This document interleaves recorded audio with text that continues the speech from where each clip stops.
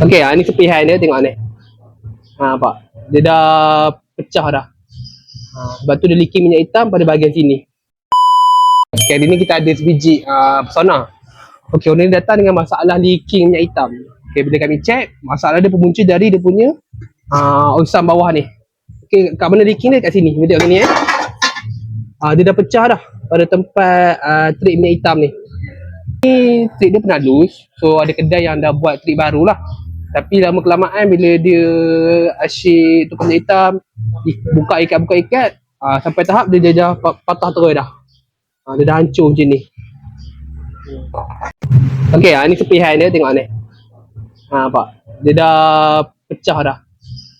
Lepas tu dia leaking minyak hitam pada bahagian sini. Kalau ikutkan dia boleh je welding. Tapi kalau dah tahap teruk macam ni, kami recommend kat owner untuk tukar yang baru lah. Okey, ni yang barunya.